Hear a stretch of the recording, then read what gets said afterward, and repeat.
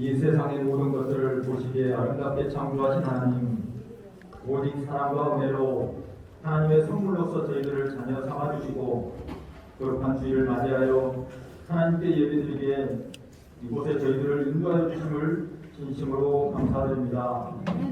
세상의 분주한 일들을 뒤로하고 하나님의 은혜를 사모하여 전교인이 함께 모여 예배드리는 우리의 예배를 기쁘게 받아 주시옵소서. 공중나는 새와 들판의 이름을 꽃들에게도 먹이시고 아름답게 가꾸시는 하나님의 넉넉한 사랑을 느끼게 하는 가을입니다. 올 한 해를 보내며 하나님께서 저희들에게 베풀어 주신 은혜를 하나하나 생각해봅니다. 때로는 넘어지고 낙담하여 하나님의 은혜를 잠시 잊을 때도 있었지만 그때마다 저희들을 다시 일으켜 주시고 힘주셔서 새 소망으로 살아가게 하심도 감사드립니다. 날마다 우리의 삶을 인도하시는 하나님, 고된 하루 일과를 마치고 집으로 돌아와 잠자리에 드는 노곤함 가운데 평안함과 그리고 비록 무거운 몸이지만 새로운 하루를 선물로 주신 하나님의 은혜를 생각하며 아침을 맞이하는 일상 가운데 우리가 살아있음에 날마다 감사하며 하나님의 자녀로 살아가겠노라고 다짐하는 우리 모두가 되게 하옵소서.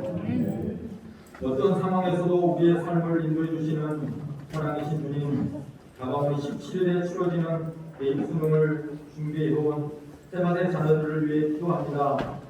지금까지 애쓰고 노력한 모든 것들이 충분히 보상받게 하시고 건강과 마음의 평안함 가운데 수능에 임하옵소서. 다만 최선을 다한 후 나온 결과에는 낙담하지 않게 하시고 지금까지 인도해 주신 선생님들과 그동안 뒷바라지해 주신 부모님의 은혜에 감사하게 하옵소서. 지금의 내가 있기까지 나를 위해 헌신하신 많은 분들이 있었음을 알게 하시고 수능 점수의 높고 낮음을 떠나 나는 부모님의 소중한 자녀 또한 하나님의 별자임을 기억하며 이 세상을 향해 담대하게 나아가게 하옵소서. 협력하여 선을 이루시는 하나님께서 숨고 만드신 이 아름다운 자연에서 세바교회 전 교인이 함께 모여 예배를 드립니다. 매 시간마다 순간마다 하나님의 은혜를 누리게 하시고 이 예배를 위해 이른 시간부터 애쓴 많은 손길들을 기억하시고 크신 은총을 내려 주시옵소서. 땅끝까지 이르러 복음을 전하라고 하신 주님의 사랑을 품고 15일부터 22일까지 8일간 미야마 단기 건축 선교를 따르는 세 분의 집사님들을 기억하시고 그 여정에 함께하여 주시길 간절히 기도합니다. 모든 일정을 주님께서 예비하여 주셔서 건강한 모습으로 선교 사역 잘 마치고 귀국하는 그날까지 주님께서 인도하여 주시옵소서. 그 선교의 씨앗들이 열매 맺고 하나님의 나라가 확장되는 역사가 있게 하옵소서. 오늘 이 시간 고개를 돌려 보아라라는 제목으로 하나님의 말씀을 전해주실 담임 목사님을 축복하시고 그 말씀으로 더욱더 하나님의 자녀됨을 감사드리는 복된 시간 되게 하옵소서. 오늘 예배를 위해 미가엘 가브리엘 연합성가대가 함께 하나님을 찬양합니다. 기쁘게 받아주시고 우리 모두가 하나님께 올려드리는 찬양 되게 하시고 찬양되온 모두에게 하나님의 은혜가 넘치게 하옵소서. 지금까지 함께하여 주셨고 앞으로도 함께하여 주시겠다고 약속하신 예수님의 이름으로 기도드리옵나이다. 아멘.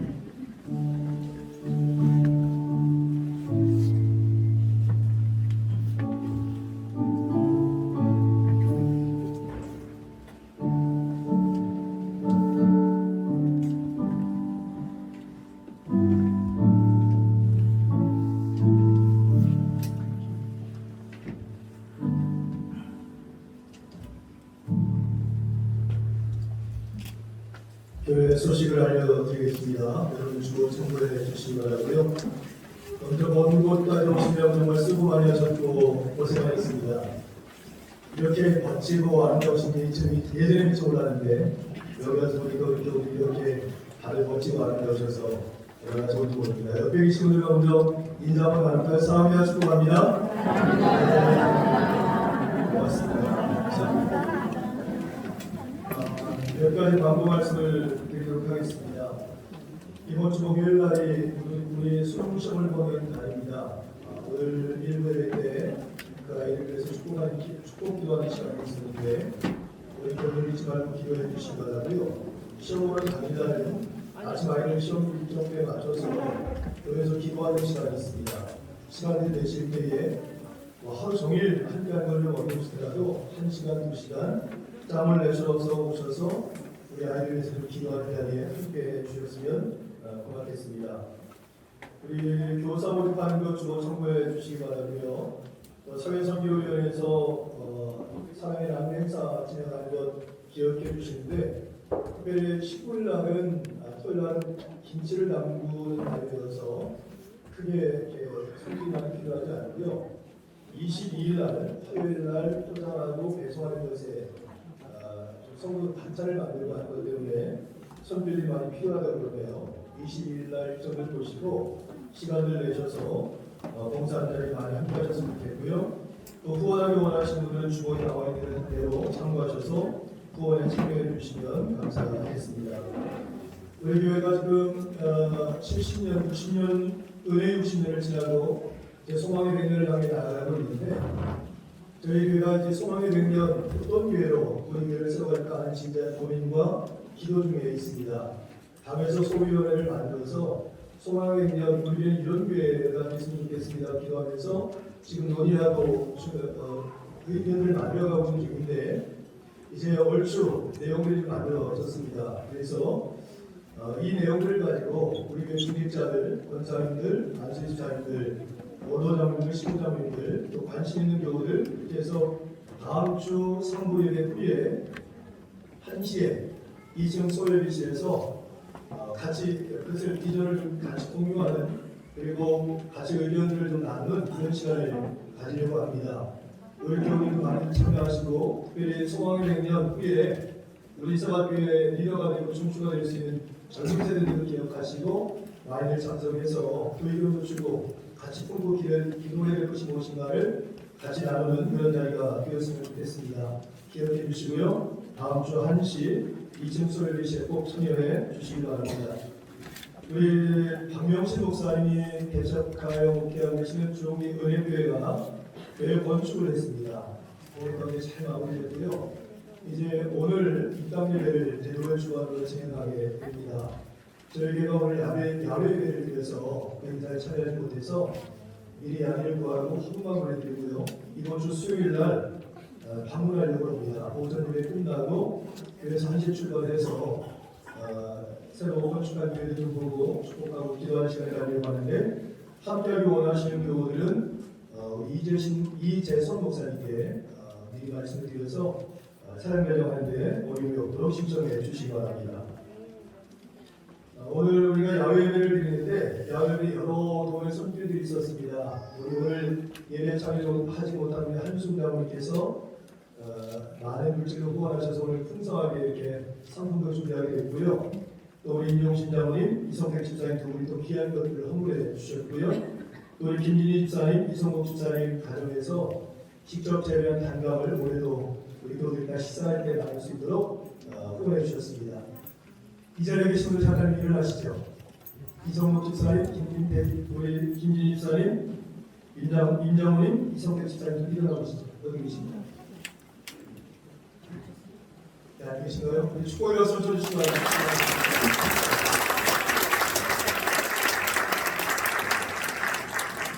제가 세상에서 제일 맛있는 음식은 저희 어머니가 만든 음식이 제일 맛있는 것 같아요. 네, 두 번째로 맛있는 데는 새학교의 국수입니다. 그리고 또 제가 먹어본 음식 가운데 세 번째로 맛있는 게 팀미전 세가에서 준비한 점심 식사예요. 정말 맛있습니다. 예배 끝난 다음에 여기에 계곡을 내려가는 길이 있거든요. 여기에 데크대로 되어 있으니까 그리고 건강하신 밥 식당이 있습니다. 그래서 점심을 맛있게 드시고요. 우리 프로그램이 12시부터 예배 끝난 다음부터 1시까지 점심 식사를 하고 1시부터 3시까지 또 잔디구장이 있습니다. 옆에 그래서 프로그램을 진행할 텐데 우리 정명 목사님이 주관하실 겁니다. 그래서 오늘 명분을 드시고요. 예배 끝나고 나면 우리 장 목사님 광고에 맞춰서 여러분 따라와 주시면 좋겠고요. 꼭 식사하고 교제하는 자리까지 함께 해주시기 부탁드립니다. 오늘은 이렇게 앉아계시니까 제가 얼굴을 어떻게 볼 수는 없어서 지금 우리 최민성 장로님께 오늘 어머님 안주민 잘 오신다는 얘기 전해드렸거든요. 오셨나요 혹시? 저 앞에 손 들고 계시네요. 아무사님. 네, 아무사님 잠깐 일어나실 수 있으세요? 잠깐만 좀. 정말 우리 아버지 모여서 우리 하나님을 축복합니다. 박수 고맙습니다. 감사합니다. 우리 여러 가지 원신들 가운데에 하늘 천국 이상을 전에 마지막으로 깨어서 예배드리는 분들이 계세요. 그분에게 그런 기회가 좀 됐으면 좋겠고 이 기억이 정말 천국 이상할 때까지 행복한 기억으로 기억됐으면 좋겠다 생각됩니다. 이 시간에는 우리가 미얀마 선교팀이 이번 주 화요일부터 시작해 다음 주 화요일까지 건축 선교를 출발하게 됩니다. 지금 코로나가 되게 많이 창궐해서 어려움도 있고요. 아직도 쿠데타가 일어나서 여러 가지 치안이 어려운 상황에도 불구하고 귀한 마음을 갖고 건축 선교를 합니다. 우리 교우들 기도 많이 해주시기 바라고요. 건강하게 모든 사람 잘 마무리할 수 있도록 늘 관심 가져줬으면 좋겠는데 오늘 시간은 세 분이 기도를 드렸고요. 이 시간에 다시 기도하고 축복하며 파송하는 시간을 가지려고 합니다. 우리 송지사님, 왕민 기사님 잘했습니다. 다리로 올려주세요. 이분들이 시간이 많아서 가시는 게 아니고요. 성경 기사님은 지금 속초에 굉장히 많은 호텔에 중요한 일을 맡았는데 불구하고 밀어놓고 가시는 거고요. 임종 집사님 사무실 또 다른 걸 내는데도 지금 시간을 내서 가시게 됐습니다. 정말 건강하게 잘 감당할 수 있도록 기도했으면 좋겠는데 이 시간에 우리 교우들 좀 두 손 걸고요. 우리 이분들을 축복하면서 같이 기도하겠습니다. 기도하고 통성을 기도할 거고요. 제가 마무리 기도할 텐데 같이 우리 이분들 기도하도록 하겠습니다. 함께 기도합니다. 할렐루야. 사랑하며 많으신 아버지 하나님, 정말 귀한 시간에 우리 교회가 예배를 와서 하나님 앞에 예배드리는 이 시간에 우리 미얀마로 정말 단기 선교사로 파송할 귀한 그분들을 축복하는 시간에 하나님 기도합니다. 하나님 성경 집사님, 인정수 집사님, 김기원 집사님, 하나님 이분들을 축복하여 주시옵소서. 정말 주의 마음을 품고 미얀마 땅에 하나님 귀한 것에 봉사합니다. 이제 우리 교회 원시사회 원교회들 그 모든 분들이 모아서 이제 노래를 하고 또 건축 공사를 하게 될 텐데 하나님 모두 여러 날입니다. 또 코로나가 창궐하고 있고 시간이 안 되는 겁니다.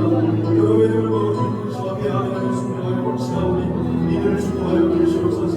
아버지 하나님 역사해 주셔서 저희 건강 잃지 않도록 하나님 끝까지 지켜주시고 귀한 사고 어려움을 생기지 않도록 하나님의 성교해 주셔서 모든 사역을 마치고 돌아올 때까지 안전하게 해주시고 저희가 모든 사역을 가운데에 하나님의 분명함을 함과 감사하지 말 수 있도록 아버지 역사하여 주시옵소서. 오늘 아버지 하나님 귀한 분들이 이곳에 사업장을 놓고 가정을 놓고 하나님과 나아갑니다. 하나님의 삶의 빈자를 주님 세워주시고 책임져 주셔서 저녁에 사업장과 기업에 어려움이 없게 해주시고 채워주시는 축복이 임해 주시옵고 하나님 빈자리가 흔들리지 않도록 세밀한 경험을 함께하여 주시옵소서. 성령 하나님 이 시간에 귀한 분들 정말 축복하며 파송하오니 이제부터 주님이 책임져 주시고 발걸음할 소리 인도하여 주시옵소서. 사랑하는 아버지 하나님, 우리 사랑하는 송병훈 집사님, 임정수 집사님, 이건영 한수 집사님 세 분을 축복하며 미얀마로 파송합니다. 이제 일주일 정말 주의 복을 가지고 주의 마음을 품고 주의 거룩한 도로 승받기 위해서 이제 미얀마로 출발합니다. 하나님 무더운 여름날입니다. 코로나가 창궐해 있고 시간이 안전하지 않습니다. 하나님 도와주셔서 모든 일정 가운데 함께 하심으로 말미암아 저희 강건하고 건강하게 일정을 마치게 하시고 불의한 일이나 어려운 사고 생기지 않도록 주님이 지켜주시고 보호하시고 저희 봉사하는 모든 손길들을 통해서 하나님 영광 받으시고 다봉사가 센터가 성령 안에서 더 든든히 서오리는 하나님의 은혜가 있게 하여 주시옵소서. 하나님의 가족을 축복하시고 이들의 일터와 사업장들을 축복해 주셔서 이들의 빈자리가 느껴지지 않게 하시고 비어있는 그 자리에 성령 하나님이 채워주시고 축복하신 은혜로 함께하여 주시옵소서. 축복하며 예수님의 이름으로 기도드리옵나이다. 아멘. 자, 우리 축복의 박수 한번 주시기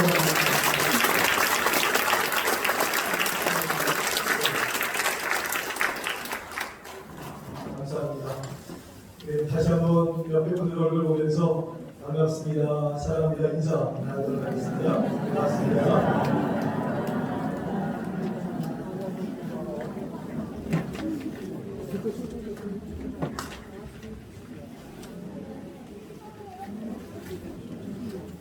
오늘 하나님께서 우리에게 주신 말씀은 마태복음 6장 22절에서 30절까지의 말씀입니다. 제가 가진 성경으로는 신약 성경 페이지입니다.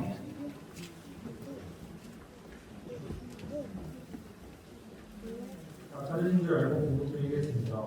공중의 새를 보라, 심지도 않고 거두지도 않고 창고에 모아두지도 아니하되 너희 하늘 아버지께서 기르시나니 너희는 이것들보다 귀하지 아니하냐. 너희 중에 누가 염려함으로 그 키를 한 자라도 더할 수 있겠느냐.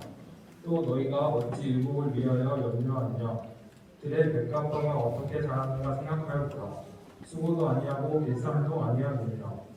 그러나 내가 너희에게 말하노니 솔로몬의 모든 영광으로 이룬 것이 잊고 사람을 갖지 못하였느니라. 오늘 있다가 내일 아궁이에 던져지는 들들도 하나님이 이렇게 입히시거든. 하물며 너희가 보냐? 믿음이 작은 자들아. 그러므로 염려하여 이르기를 무엇을 먹을까? 무엇을 마실까? 무엇을 입을까 하지 말라. 이는 다 이방인들이 구하는 것이라. 너희 하늘 아버지께서 이 모든 것이 너희에게 있어야 할 줄을 아시느니라. 그런즉 너희는 먼저 그의 나라와 그의 의를 구하라. 그리하면 이 모든 것을 너희에게 더하시리라. 그러므로 내일 일을 위하여 염려하지 말라. 내일 일은 내일이 염려할 것이요 한날의 괴로움은 그날의 고통이라.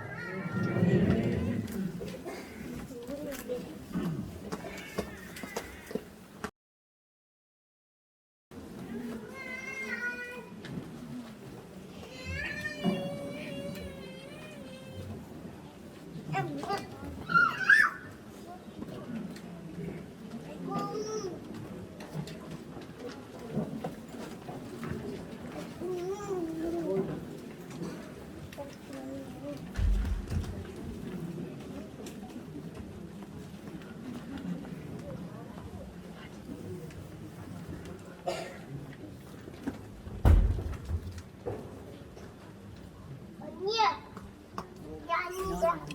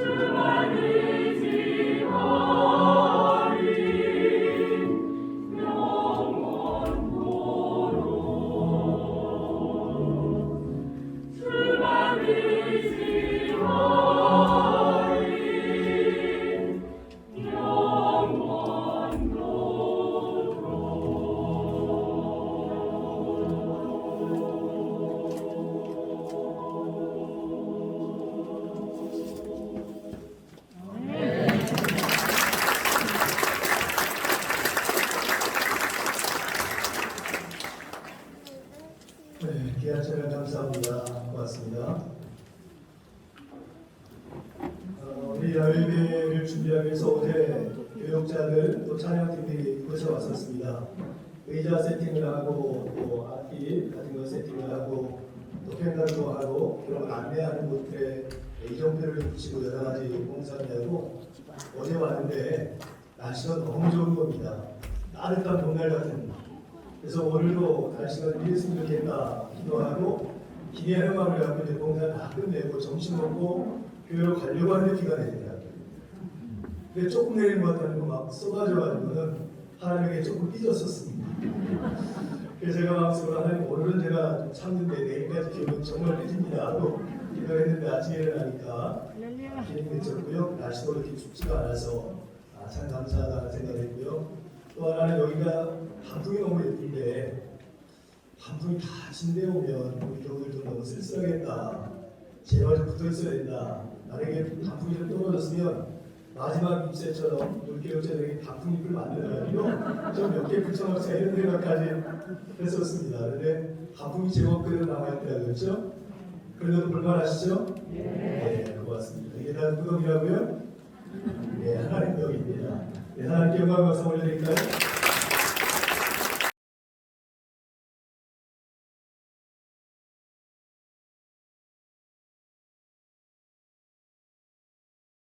예배를 드린 날입니다. 자연의 아름다운 자연이 있는 곳에 가서 예배를 드려서 오늘 주제는 그 자연과 좀 연결된 말씀을 좀 나눠야 되겠다는 생각을 갖고 오늘 본문을 정했습니다.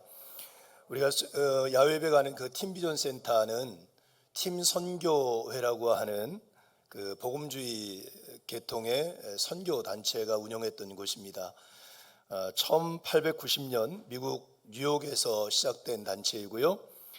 더 에반젤리컬 얼라이언스 미션이라고 그래서 첫 글자만 따져서 팀이라고 하는 이름을 지은 그런 선교 단체입니다. 만들어진 선교 단체가 중국, 인도, 일본 이쪽에 선교사를 많이 파송을 하다가 저희 나라에도 1953년 이제 문서 선교로 우리나라에 복음을 전하기 시작을 했죠. 그래서 우리가 잘 알고 있는 생명의 말씀사라고 하는 그 출판사 알고 계시죠? 기독교 서적을 많이 만들어냈는데 그것을 이 팀 선교회가 창간한 겁니다. 그리고 극동방송의 전신이었던 기독교 라디오 방송을 개국을 하고 또 강릉에 있는 관동대학교를 세우고 이랬던 선교단체입니다.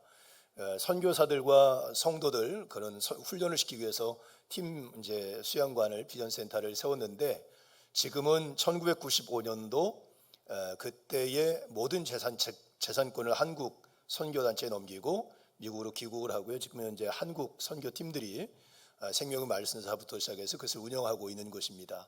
가서 보면 너무 좋은 곳입니다. 서울 시내에 야 정말 이런 데가 있나라고 할 만큼 우리가 맨날 깊은 산골 좋은 곳에 뭐만 있어요? 절만 있잖아요.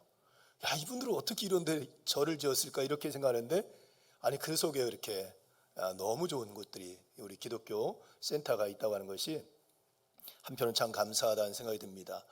어제 단풍이 많이 안 떨어져 가지고는 세게 기도하고 왔거든요. 떨어지지 말아라 오늘까지. 떨어지지 않았을 거라고 기대하고 가보려고 합니다. 다음 기회가 있으면 우리 교우들 좀 용기 내셔서 시간들 내셔서 우리 교우들 함께 야외배나 또 전교인 체육대회도 함께 하시기를 바랍니다. 예전에 제가 한 30년이 넘었네요. 저기 그 경기도 분당 쪽에 서울공항 바로 옆에 심곡동이라고 하는 것이 있습니다. 심곡 정말 깊은 골짜기입니다. 6.25 때도 거기가 마을이 있는지 모르고 전쟁이 그냥 지나갈 만큼 그런 곳에 언더우드 선교사가 개척한 심곡교회라고 하는 교회가 있습니다. 100년이 훌쩍 넘은 교회죠. 제가 거기서 교육전도사로 사역을 했었습니다. 그러니까 올라가면 이렇게 골짜기 같은 데를 효성고등학교라고 하는 고등학교가 있고 그 골짜기 길로 올라가면 이렇게 옆에 계곡 같은 개천이 흐르고 옆에는 논들이 쫙 있고요. 길이 이렇게 옛날 길이 이렇게 나 있는 겁니다. 그리고 위에 보면 그 안쪽에 보면 이제 그때도 전원 생활이 좋아서 그런지 모르지만 그 안에 이제 좋은 집들을 짓고 가시는 사는 분들도 계시고 오랫동안 살던 분들도 계시고 이제 그런 마을입니다. 어느 날 이제 제가 이렇게 주일날이 돼서 이제 버스를 내려가지고 이제 교회로 걸어 올라가는데 그때 막 이제 아스콘 포장을 이제 시작한 거예요. 그 전까지는 그렇지 않았는데 포장을 해요. 그래서 포장을 하는구나, 잘 됐네. 그리고 이제 예배를 마치고 들어갔어요. 그리고 일주일 후에 이제 제가 출근을 하는데 포장이 다 끝난 데 아닙니까? 그 길을 걸어가는데 포장 그 끝에 이렇게 약간 뭐라는 거미가 이렇게 크리기가 하고 약간 이렇게 혹이 나온 것처럼 이렇게 몇 군데가 막 이런 거예요. 그래서 제가 이게 날림 공사를 했나? 이 사람들이 어떻게 이렇게 아무리 여기가 시골이라지만 이렇게 공사를 했지? 약간 불편한 마음을 갖고 올라갔어요. 그리고 또 일주일이 지나서 또 출근하는데 보니까 거기에 갈라진 곳에, 그때가 막 봄철 막 이런데 갈라진 곳에 새싹이 돋아난 거예요. 파란 게 보여서 보니까 쑥이에요. 쑥이 그 아스콘 포장을 뚫고 나온 거예요. 제가 거기 딱 멈춰서 한동안 그래서 쳐다봤어요. 그러면서 야, 정말 대단하다, 생명력이. 이 딱딱한 아스콘 포장을 뚫고 이게 해집고 나온 이 생명력이 너무 대단하다. 여러분 그 쑥 새순 그거 얼마나 여리여리해요. 근데 이게 이 아스콘 포장을 뚫고 나오더라고요. 그 생명력의 위대함을 그때 보면서 굉장히 감동을 받고는 올라가서 설교를 하면서 그때 제가 청소년부하고 청년을 맡고 있었는데 그 친구들에게 설교를 했던 기억이 납니다.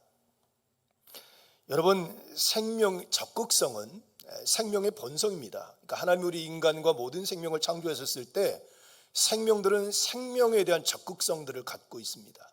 예를 들면 동물이 강아지가 새끼를 낳잖아요. 근데 눈도 안 떴어요. 근데 나면 쥐가 막 이래가지고 어딜 가요? 젖꼭지가 어딘지도 모르는데 젖꼭지를 물고 있어요. 먼데 놔도 얘가 눈도 안 떴는데 기지도 못하는데 막 바당바당 해가지고 와가서 젖꼭지를 물고 있어요. 그게 누가 시켜서 한 것도 아니고 그냥 자연스럽게 생명 자체가 살기 위한 적극성들을 갖고 있다고 하는 거죠. 그래서 사회철학자인 에리 프롬이라고 하는 분이 이런 얘기를 했어요. 소극적인 것은 소극성, 사람들이 가지고 있는 소극성은 성격의 범주로가 아니라 질병이다, 병이다라고 규정을 했어요. 뭐라고 얘기하냐면 이런 얘기했어요. 이런 어떤 소극성은 정신적인 병리 현상으로 자신을 파괴하는 독소다, 이렇게 얘기했어요. 그러니까 하나님이 모든 생명을 창조하신 것은 적극성이 있다는 거예요. 적극적인 거. 내 한계가 있고 부족함이 있지만 더 나은 것을 위해서, 생명이 생명되기 위해서 적극적으로 자기를 나가는 게 자연스럽고 당연하다는 거예요. 근데 그런 적극성을 잃어버린 것 자체는 성격이 아니라 정신적 질병이라 이렇게 진단한 거죠. 그러니까 우리에겐 그 적극성이 있는 거죠. 성경을 보니까 성경도 마찬가지인 것 같아요. 하나님께서 우리에게 신앙생활을 할 때 이런 적극성들을 요청하는 것 아닌가. 예를 들면 너는 내게 부르짖어라 내가 내게 응답하겠다 할 때 부르짖는다고 하는 것은 목숨을 걸고 드리는 기도를 얘기해요. 물에 빠진 사람이 지푸라기 잡는 심령으로 부르짖는 거, 그만큼 적극적인 거죠. 또 여러분, 뜨겁든지 차든지 하라 미지근하면 토하여내치리라 하는 말씀도 뭘 얘기하는 거죠? 뜨거운 거, 적극적인 것을 요청하는 거예요. 하나님을 사랑하되 마음을 다하고 뜻을 다하고 내 생명을 다하여 하나님을 사랑하라고 말씀한 것도 대충 미지근하게 그냥 소극적으로 하나님을 섬기고 신앙생활하는 얘기가 아니라 적극성을 갖고 적극적으로 하나님을 섬기라고 요청하고 있다고 하는 거죠. 성경을 보면 야곱이라고 하는 사람이 형 에서가 이제 죽이려고 할 때 생명의 위협을 느끼잖아요. 야복강 나루에서 하나님의 사람과 씨름하다가 어떻게 하죠? 이 환도뼈가 위골이 됐어요. 이게 맞아가지고 퉁그러졌는데 그 고통이 심한데도 불구하고 붙잡고 매달려요. 나를 축복할 때까지 난 결코 당신을 놓지 않겠다고 매어달리죠. 이 적극성이 있어요. 그때 야곱의 인생이 정말 새롭게 되는 축복을 받게 되지 않습니까? 여러분, 혈루병 앓던 여인, 12년 동안 혈루병을 앓아서 더 이상 회복이 불가능한 부정한 여인이라고 칭함받았던 그 여인이 수많은 사람들이 모여있는 것을 헤집고 들어가서 예수님의 옷자락을 붙잡고 매달려. 이 적극성이 결국은 그 질병을 낫게 하는 기적을 일으키게 되지요. 여러분, 한나 자식을 낳지 못해서 얼마나 많은 차별을 받고 모멸감을 당합니까? 정말 고통스러운 삶을 살아가는데 정말 그 자기 자신의 그 한스러움과 그 아기를 낳지 못하는 것과 가정의 위탐을 놓고 정말 눈물로 기도하며 간절하게 메어 달릴 때 하나님께 태문을 여셔서 사무엘을 잉태하게 하고 그 가정을 회복시켜 주시죠. 성경에 나오는 수많은 이야기들을 보면 소극적인 것이 아니라 적극적인 거죠. 인생을, 삶을, 신앙을. 결국 생명이 생명되게 하는 데 있어서 정말 중요한 것은 적극성이라고 볼 수 있어요. 해보지도 않고 포기하는 거. 이번에 우리 수능시험 보는 친구들 해보지도 않고 포기하는 거. 아이 나는 안 될 거야. 아이 나는 그럴 만한 자격이 없어. 이거 바람직하지 않아요. 왜냐하면 여러분들에게 어떤 능력이 있는지 또 여러분들에게 어떤 길이 열려지는지 아무도 몰라. 그리고 우리의 부족함을 우리가 최선을 다하며 기도할 때 하나님이 도와주시고 길을 열어주시기 때문에 우리의 인생을 적극적으로 도전하고 시작하는 게 제일 중요해요. 여러분, 저는 자연을 보면서도 이런 깊은 어떤 명상들이 되는 것 같아요. 이번에 우리가 이제 야외에 가는 곳이 이제 숲이거든요. 제가 이렇게 어제도 이제 그 봉사하면서 이런저런 생각을 하면서 묵상을 했는데 숲을 생각해 보면 거기 소나무가 너무 멋있습니다. 금강송 같은 소나무들이 막 이렇게 있거든요. 서울 시내에서 보기 어려운 강원도나 봉화에 가야 볼 수 있는 그런 소나무들이 그냥 이렇게 물이 져 있어요. 너무 멋있죠. 근데 저는 생각을 해봤어요. 이 숲이 처음엔 땅이었을 것 아닙니까? 땅. 근데 거기에 풀이 떨어지고 나무 씨앗이 떨어지면서 그 숲의 살갗, 어떻게 보면 땅을 헤집고 뿌리를 내리니까 땅의 입장에서는 막 고통스러울 거 아니에요. 자기 살을 막 헤집고 뿌리를 내리니까. 그러지 않고 막 내 자양분, 내 몸에 있는 영양분을 막 뺏어가. 자라면 자랄수록 숲이 많아지면 많아질수록 점점 이 숲은, 땅은 자기의 공간을 내어주고 자기 자리를 내어주고 그것을 품느냐고 막 고통을 감내해야 돼요. 나중에는 어떻게 되냐면 그 땅의 이름은 없어져 버리고 소나무 숲, 갈대 숲, 땅 이름도 뺏어가 버려. 그런데도 불구하고 이 숲은 땅은 이 숲은 그걸 다 내어주고 다 품어주고 그들이 뿌리를 내릴 수 있는 땅 한떼기를 내어준단 말이에요. 그걸 묵상하면서 그런 생각을 했어요. 야, 숲은 정말 예수님과 너무 많이 닮아있다. 우리 그리스도인들이 우리 교회가 이런 숲 같은 곳이면 좋겠다. 정말 힘든 사람에게 뿌리 내릴 수 있는 땅 한떼기 내어주고 그가 뿌리 내리고 자라는 과정에서 때로는 우리가 고통을 감내하고 어려움을 감내하지만 기꺼이 감당해낼 수 있는 공동체, 정말 생명이 생명되게 하고 심지어 내 이름조차도 뺏어가지만 기꺼이 그리 섬길 수 있는 공동체, 얼마나 멋있을까 하는 생각들을 가져봐요. 내 살을 조금만 헤집고 들어오는 아픔을 참지 못하고 잘라버리고 뽑아버리고, 그것이 하나님의 공동체는 아닌 것 같아요. 그런 면에서 생각이 참 많아집니다. 이번에 야외배에 가면서도 그런 면에서 우리 교우들이 좀 많이 묵상을 했으면 좋겠다 생각을 하고요. 오늘 제가 본문을 정한 이유도 바로 거기에 있습니다. 우리가 잘 아는 말씀이죠. 그렇죠? 무엇을 염려하지 말아라. 정말 하나님께서 다 먹여주고 입혀주시지 않느냐. 너희는 먼저 그 나라와 그 의를 구하는 삶을 살아라 하는 말씀 잘 알고 있습니다. 근데 오늘 이 말씀 보면서 저는 오늘 두 가지 교훈을 좀 찾아보려고 그래요. 첫째는 삶이 힘들면 힘들수록 주변을 돌아볼 수 있는 삶의 여유를 갖고 살아가라고 하는 거예요. 여러분, 예수님의 직업을 알고 계시죠? 예수님의 직업이 뭐죠? 목수입니다. 예수님의 직업은 목수예요. 그때 당 이 원어를 보면 테크톤이라고 하는 원어를 쓰는데 이게 번역에 목수라고 하는 의미도 있지만 또 하나는 건축가라고 하는 의미가 있어요. 그러니까 이 집을 짓는 일에 종사한 사람이라고 말할 수 있는 거예요. 그냥 뭐 예를 들면 뭐 가구를 만들고 이런 정도가 아니고. 근데 그때 당시에는, 여러분, 이스라엘 그때 당시에는 목재가 많은 나라가 아니에요. 그렇죠? 지금도 나무가 많은 나라가 아닙니다. 그러니까 집을, 그 나라에 이스라엘에 가면 집을 대충 뭐로 졌냐면 흙을 짓이겨 가지고 돌무더기와 함께 이렇게 쌓아서 지은 집들이 많아요. 그러니까 여기서 말하는 건축가, 목수라고 하는 것은 집을 짓는 일에 종사한 사람인데, 그럼 주로 어떤 일을 했겠습니까? 지금 요즘 말로 막노동을 하는 거죠. 집을 짓는데 진흙을 나르고 돌을 나르고 짓이겨서 벽돌을 쌓듯 집을 쌓아서 지으는 일에 종사했던 사람, 그냥 하루하루 먹고 살기 위한 어떻게 보면 일용직 노동자와 같은 삶을 살았던 분이 바로 예수님이라고 말할 수 있어요. 오늘 여기 말씀 보면 예수님이 그런 비유를 해요. 무엇을 먹을까, 무엇을 마실까, 무엇을 입을까 염려하지 말아라, 이런 얘기를 하는데 예수님이 이런 얘기를 왜 하셨을까?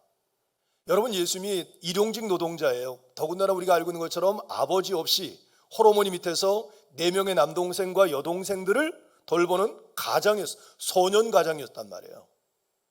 그러니까 여러분, 그 가족의 생계를 책임져야 될 어린 나이에 가서 했을 때 그 전문성을 인정받아가지고 십장 아니면 어떤 대목장 그래가지고 이렇게 시키는 일이 아니라 그냥 허드렛 일을 하면서 오늘 벌어서 집에 가져가면 가족이 먹고 사는, 어떻게 보면 매일매일 먹는 거 마시는 것을 걱정하며 살았던 삶이었다고 말할 수 있어요.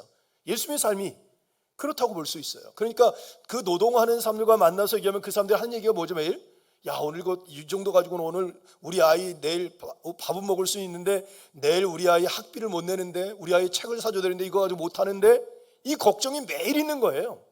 그런 사람들과 매일 가서 일을 하고 지내셨을 거예요, 예수님의 삶이.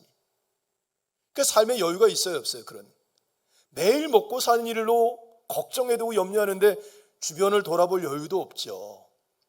근데 오늘 말씀 보니까 그런 예수님이 드레핀 백합화를 봐라, 하늘 나는 새를 보라고 얘기를 하세요. 여기서 하늘 나는 새는 참새입니다. 우리나라에도 제일 흔한 새가 뭐죠? 참새. 이스라엘에는 그것이 얼마나 흔한지 한 아시온에 팔린다는 거예요. 그러니까 정말 가치 없는, 동전 한 입도 안 되는 정도에 팔리는 흔하디 흔한 새가 참새. 드레핀 백합화라고 하는 것은 우리가 이런 백합을 생각하는데 백합이 아니라 아네모네 여러 가지 들에 피는 야생화들 있잖아요.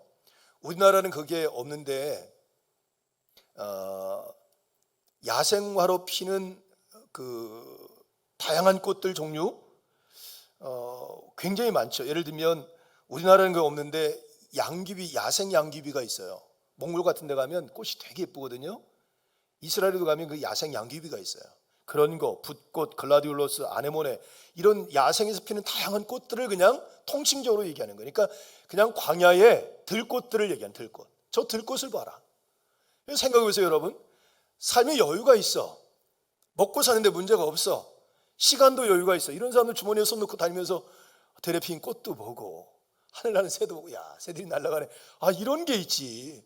매일매일 먹고 살고 노동에 찌들고, 그것도 어린 나이에 너무 피곤할 텐데 그 꽃을 볼 여유가 어디 있고 하늘 나는 새를 볼 여유가 어디 있겠어요, 그렇죠? 근데 예수님은 뭐라고 말하냐면, 야, 하늘 나는 새를 봐라, 들에 핀 백합화를 봐라 하고 얘기를 하세요. 왜? 예수님이 그러신 거예요. 삶이 그렇게 힘들고 어려운데도, 피곤한데도, 매일매일 삶에 여유가 없음에도 불구하고 하늘 나는 새를 보는 시간을 갖고요, 들에 핀 백합화를 보는 시간들을 가졌던 것 같아요.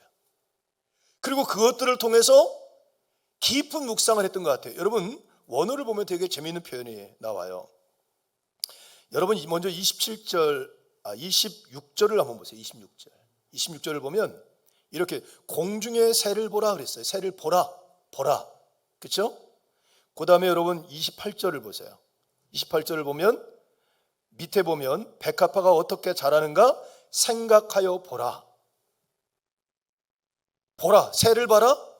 그러니까 들에 핀 백합화와 하늘나는 새를 보라고 말을 하는데 원어가 달라요. 원어가 어떻게 다르냐면, 여러분 그 새를 보라 할 때는 엠블레포, 그냥 단순하게 눈으로 보는 거예요, 그냥. 근데 들에 핀 백합화를 생각하여 보라 할 때 그 단어는 카타만다노, 그래서 뭐냐면 많은 관심을 가지고 그 성장의 과정을 면밀히 살피는 거예요. 그냥 눈을 그냥 훑어보는 게 아니라 가만히 보는 거예요. 이게 어떻게 자라지? 이게 어떻게 씨앗이 내리고 어떻게 싹이 트고 어떻게 자라고 언제 꽃이 피고 언제 열매가 맺고, 그걸 면밀히 관찰하고 살펴보라는 거예요. 많은 시간과 많은 정성과 관심이 있어야 되는 거예요. 지금 예수님이 그 얘기를 하시는 거예요. 왜 그렇게 하셨을까? 예수님이 그렇게 살아셨다는 거예요. 피곤해요. 하루 종일 노동을 했어요. 집에 가서 빨리 씻고 자야 될 것 같아. 그래도 예수님 가시면서 하늘 나는 새를 보시는 거예요. 그 들에 핀 백합화를 보는 거예요. 그러면서 어디하고 연결이 되냐면, 야, 저 하늘 나는 저 새 돈도 없을 거고 누가 먹여주는 사람도 돌보는 것도 없는데 쟤는 먹고 사네. 야, 이 들에 핀 백합화 내가 봤는데 들에 씨앗이 하나 뚝 떨어졌어. 누가 물 주는 사람도 없고 거름 주는 사람도 없고 보살펴 주는 사람도 없는데 얘가 잘 자서 꽃이 피네. 야, 그런데 나는 어때? 하물며 나는. 그러면서 자기 자신의 묵상까지 연결된 거예요. 단순하게 여러분 들에 핀 자연들을 보면서 좋다라고 하는 것이 아니라 그것이 묵상으로 들어가서 결국은 자기 자신의 삶까지 하나님 나라 안에서 묵상하게 되면서 얘기하는 거예요. 야, 하늘 나는 새 농사 짓지 않아도 먹여주시고 들에 핀 백합화 길쌈수 과자도 입혀주는데 하물며 그것보다 우리가 더 존귀한데 우리를 굶기시고 우리를 헐벗게 만드시겠냐? 그 하나님이 나 먹여주시고 돌보지 않겠냐? 그렇게 묵상하고 얘기를 하는 거죠. 여러분, 저는 이 예수님의 삶의 태도를 본받아야 된다고 생각해요. 여러분, 예수님의 공생의 이야기를 보면요, 예수님 피곤하면, 여러분 피곤하면 뭐 하죠? 빨리 가서 집에 가서 씻고 자야죠. 안 그러세요? 그러죠? 근데 예수님 성경을 보세요. 예수님 피곤하시면 꼭 하시는 게 있어요. 아무도 없는 조용한 곳에 가서 기도하셨어요. 아무도 없는 조용한 곳 어디죠? 산이에요. 산, 숲. 변화산 사건 알고 계시죠? 그때도 예수님의 3명의 제자들과 함께 뭐하러? 기도하러 변화산에, 산에 가세요. 참 묘하죠. 우리 같으면 피곤하면 자야지 어딜 가. 근데 정말 피곤한 몸을 이끌고 숲을 가고 산을 가고 들을 나가세요. 그리고 거기서 그 발걸음이 어디하고 닿아요? 하나님과 닿아요. 이게 예수님의 삶의 라이프 스타일. 피곤하고 힘들고 어려울수록 주변을 돌아보고 그 과정을 통해서 하나님과의 깊은 만남의 시간을 갖고 계시더라고 하는 거죠. 여러분, 이것이 우리가 회복해야 될 모습이라고 생각해요. 여러분, 많이 피곤하고 힘들죠? 분주하지 않습니까? 그럴 때일수록 주변을 돌아보고요, 그럴 때일수록 옆에 있는 사람들을 좀 바라보고 살펴볼 수 있는 마음들이 있어야 될 줄로 믿어요. 내 주변에 있는 꽃도 보고 내 주변에 있는 아이들의 해맑은 미소도 보고 또 내 앞에서 꼬리를 흔들고 있는 강아지도 좀 보고 좀 내 앞에 있는 내 자녀들의 모습도 보고 내 배우자의 모습도 좀 보고 살펴보는 거죠. 내가 너무 힘들면 내 배우자의 얼굴도, 배우자가 어떤 생각을 갖고 어떤 마음을 갖고 있는지, 내 자녀들이 지금 어떤 고민을 갖고 있고 어떤 어려움을 갖고 있는지 전혀 보지 못하잖아요. 그것을 둘러볼 수 있어야 돼요. 저는 요셉의 이야기를 생각해 봅니다. 여러분, 요셉이 형들에게 배신을 당하죠. 억울한 누명을 써서 감옥에 들어갑니다. 여러분, 비참한 거 아니에요? 억울하고 너무 힘들잖아요. 그러면 여러분, 내가 너무 억울하고 속상하고 화가 나고 너무 삶이 힘들면 여러분, 사람의 시야가 좁아지기 시작해요. 좁아져요. 그럼 뭐만 봐요? 억울한 나, 속상한 나, 힘든 나, 눈앞에 보이는 이 절박한 현실만 바라봐요. 주변을 못 돌아봐요. 근데 요셉은 어떻죠? 감옥에 있는데 주변 사람들 돌아보네요. 술비든 관원장의 얼굴을 보고, 떡비든 관원장의 얼굴을 보고 무슨 근심이 있냐? 얼굴에 왜 근심이 가득해? 왜 잠을 못 자서 얼굴이 왜 이렇게 푸석푸석해? 관심 있게 돌아봐요. 여러분, 삶이 여유가 있어서 그런 게 아니에요. 마음에 여유가 있어서 그런 게 아니에요. 넉넉해서 그런 게 아니라 삶이 너무 힘든데도 주변을 돌아보는 여유로움을 갖고 살더라.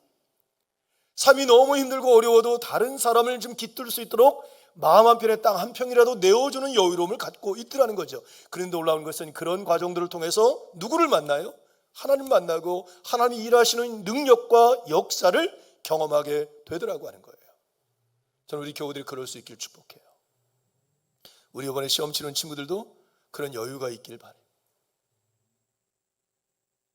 아까도 이렇게 이야기를 했지만 우리 인생을 24시간으로 이렇게 계산을 한다면 여러분들이 우리 나이에 100세 시대니까 여러분들이 이제 20살이 됐어요. 100으로 5분의 1 간 거 아니야. 24세 5분의 1이면 어떻게 되나? 지금 몇 시가 됐나? 12시부터 시작해서 5분의 1이면 지금 한 새벽 4시나 됐나? 5시나 됐나? 해도 안 떴어. 그러고 나서 시험 요번에 만약에 내 뜻대로 안 됐는데 나 인생 나 시험 망쳤어. 나 인생 끝났어. 이게 되게 웃긴 거야. 시작도 안 하고 무슨 인생이 끝나. 해보지도 않았는데. 여러분 생명들을 보세요. 아까 적극성이라고 했잖아요. 모든 나무들이 참 묘하죠. 한라산에 가면 수목 한계점이라는 게 있어요. 수목 한계점. 더 이상 그 나무나 그 수목들이 자라지 못하는 절대 환경치가 있어요. 그러니까 그런 지점에 있는 그 끝 지점에 있는 것들은 보면 주목나무, 한라산 같은 데 주목나무가 있거든요. 키가 작아요. 그리고 나무 가지가 한쪽으로 다 쏠렸어요. 이렇게. 왜 그런지 아세요? 바람이 하도 불어가지고 쏠린 거야. 그리고 얘가 햇빛을 받으려고 그쪽으로 또 뻗어. 그러면서 이 나무가 더 단단해요. 그리고 더 향이 강하고 약성도 더 강해요. 참 묘하죠. 어려운 환경인데 그 생명을 유지할 뿐만 아니라 자신을 더 단단하게 만들어내는 생명력이 있단 말이에요. 자, 우리 삶이 다 여유롭지는 않아요.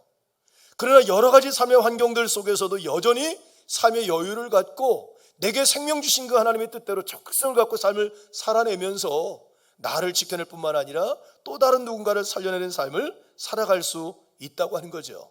예수님이 우리에게 그 삶을 도전하는 거예요. 자, 두 번째, 오늘 예수님이 어떻게 말씀하시냐면 그런 얘기를 하세요. 선택을 얘기해요. 선택하는 거. 바른 선택, 좋은 선택을 하는 지혜가 필요하다.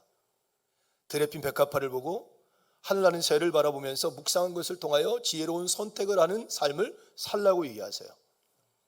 삶을 크게 둘로 나누면 오늘 본문의 말씀에 근거해서 삶을 크게 둘로 나누면 딱 둘로 나눠져요. 첫째는 하나님을 알고 하나님을 의지하며 살아가는 삶, 그리고 세상 풍속에 젖어서 자기 뜻대로 살아가는 삶으로 구별할 수 있어요. 그리고 이 두 가지의 삶은 뭐하고 연결되냐면 염려하지 않고 살아가는 삶과 염려하며 살아가는 삶으로 연결할 수 있어요. 그러니까 하나님의 존재를 인정하고 그분을 의지하고 살아가는 삶은 염려하지 않고 삶을 살아가게 되고, 세속에 물들어서 자기 뜻대로 살아가는 삶의 끝은 결국 염려하며 살아가는 삶으로 연결되더라. 예수님이 그렇게 말씀하시는 거예요. 그래서 우리에게 뭐라고 말씀하시냐면 염려의 무익함을 얘기를 해요. 너희들이 키가 자라지 않는 것 때문에 염려하는 것이 무슨 의미가 있냐? 너희들이 염려하는 것으로 그 키를 한 자나 더 자라게 할 수 있느냐 하고 얘기를 하세요. 왜 키 얘기를 했냐면요, 우리나라 사람들이 일본 사람들을 이렇게 비하하면서 얘기할 때 쓰는 말이 있죠. 뭐라 그러죠? 족발이 이러잖아요. 죄송해요. 제가 이러잖아요. 사랑하라고 그러지만 제가 일본 사람들 별로 안 좋아한다. 과거사를 반성을 하지 않잖아요. 독일처럼 차라리 정말 잘못했다 하고 얘기하고 반성하고 뭔가 하면 용서할 수 있는데 괘씸해요. 그렇죠? 근데 어쨌든 그 사람들이 우리보다 키가 작아요. 몸이 왜소해요. 우리나라 사람들이 상대적으로 더 컸다고 그래요. 근데 예수님 시대도요, 로마 사람들이 훨씬 더 키가 컸어요. 등치가. 반면에 유대 사람들 키가 작은 거예요. 그러니까 항상 만나면 열등감이에요. 신체의 열등감. 야, 우리는 저 로마 사람들 좀 키 좀 훤칠하게 크면 안 되나? 야, 성준이처럼 좀 키가 좀 훤칠하게 크고 현우처럼 좀 덩치가 좀 이렇게 좀 크고 좀 이러면 안 되나? 이런 거 있잖아요. 열등감들. 그러니까 이스라엘 백성들이 그거 가지고 늘 열등감에 빠져 있는 거예요. 그러니까 예수님 말씀은, 야, 너희들 이렇게 국민적으로 국가적으로 너희들 이렇게 열등감에 빠져 있는 거, 그것 때문에 맨날 걱정하고 염려하는 거, 그게 무슨 의미가 있냐? 그것 때문에 키가 자라냐? 염려 의미 없다고 하는 얘기를 하시는 거예요. 그러면서 염려하지 않고 살아가는 삶에 대한 교훈을 갖고 염려로부터 벗어난 삶을 살아가도록 권면하는 말씀이라고 볼 수 있어요. 여러분, 염려는요, 헬라어 원뜻을 보면 쪼개다 나눠지다 이런 뜻이에요. 쪼개지고 나눠진 것은 생각이 많다는 거예요. 여러분이 그러죠. 요즘에 나 마음이 복잡해. 마음이 왜 복잡해요? 이 마음에 여러 가지 마음이 있기 때문에 그래요. 생각이 복잡해? 생각이 많기 때문에 그래요. 이게 염려하고 연결된 거예요. 염려하지 말라고 하는 것은 뭐죠? 이 생각이 나눠지고 쪼개진 것을 멈추라는 거예요. 여유를 갖고 좀 둘러보면서, 주변을 보면서 생각과 마음을 좀 줄이고 하나로 만들라는 거예요. 근데 어떻게 만들라고요? 여기 말씀처럼 무엇을 먹을까, 무엇을 마실까, 무엇을 입을까 염려하는 삶을 살아가는 게 아니라 먼저 그의 나라와 그의 의를 구하는 삶을 살아가라. 그럼 이 모든 것을 우리에게 더해 주실 것이다. 왜? 왜 우리가 그런 판단할 수 있느냐? 저 새를 봐봐. 드레핀 팩 꽃들을 봐라. 저들이 수고하지 않는데 하나님 먹여주시잖아. 너들도 그럴 거거든. 그 믿음을 갖고 염려하지 말고 불안해하지 말고 삶의 여유를 갖고 삶을 좀 살아 하고 말씀하시는 거예요. 할렐루야. 여러분, 만약에 우리가 정말 염려하고 걱정해가지고 돈이 벌어진다면 다 염려하고 걱정해야 돼. 그렇게 해서 여러분 몸만 축나고 병 들어서 돈이 더 들어가요. 뭐 해야 돼요? 지금 주어진 자리에서 삶을 누려야 돼요. 그럼에도 불구하고 여유를 갖고 기뻐하고 감사하면서 삶을 살아갈 수 있어야 돼요. 저는 오늘 말씀, 우리가 이제 야외 이제 밖으로 지금 예배 끝나고 나가면 바로 나무도 보고 꽃도 보고 그럴 거예요. 그냥 슥 지나가지 말고요. 관찰하여 좀 들여다봤으면 좋겠어요. 야, 너 참 예쁘다. 너 어떻게 이렇게 척박한 데서 이렇게 자랐니? 야, 나 너한테 배워야 되겠어. 나 요거 갖고 막 흔들리는데 너처럼 이렇게 단단한 마음 좀 가졌으면 좋겠어. 배웠으면 좋겠어요. 그런 여유, 그런 생각의 여유, 마음의 여유. 그리고 그것이 하나님께 닿는 거죠. 그래, 얘가 죽을 때가 되니까 하늘에서 비가 내려주시네. 태양도 내려주시고 값없이 베푸시는 은혜가 살았구나. 나도 돌아보니 힘들지만 어렵지만 그때마다 베푸시는 은혜가 있어 내가 살아가고 있구나. 하나님 감사합니다. 이 믿음을 잃어버리지 않게 하소서. 이것이 우리의 믿음이 되어줄 수 있기를 축복해요. 할렐루야. 오늘 말씀 마무리합니다. 오늘은 야외 예배 드린 날이라 자연과 연결됐는데 좀 여유를 갖고 꽃들을 보고 나무도 보고 새도 보고 하늘도 보고 하나님 창조하신 피조의 세계를 보면서 거기서 우리에게 주시는 하나님의 음성과 메시지를 받고 지금도 여러분들 잘 살고 있지만 복되게 살고 있지만 더 복되고 아름다운 삶을 살아가는 하나님의 은혜가 임할 수 있기를 주님의 이름으로 축복합니다. 기도하겠습니다. 오늘은 야외 예배를 드린 날입니다. 자연의 아름다운 자연이 있는 곳에 가서 예배를 드려서 오늘 주제는 그 자연과 좀 연결된 말씀을 좀 나눠야 되겠다는 생각을 갖고 오늘 본문을 정했습니다. 우리가 야외 예배 가는 그 팀비전 센터는 팀 선교회라고 하는 그 복음주의 계통의 선교 단체가 운영했던 곳입니다. 1890년 미국 뉴욕에서 시작된 단체이고요. 더 에반젤리컬 얼라이언스 미션이라고 그래서 첫 글자만 따져서 팀이라고 하는 이름을 지은 그런 선교 단체입니다. 만들어진 선교 단체가 중국, 인도, 일본 이쪽에 선교사를 많이 파송을 하다가 저희 나라에도 1953년 이제 문서 선교로 우리나라에 복음을 전하기 시작을 했죠. 그래서 우리가 잘 알고 있는 생명의 말씀사라고 하는 그 출판사 알고 계시죠? 기독교 서적을 많이 만들어냈는데 그것을 이 팀 선교회가 창간한 겁니다. 그리고 극동방송의 전신이었던 기독교 라디오 방송을 개국을 하고 또 강릉에 있는 관동대학교를 세우고 이랬던 선교단체입니다.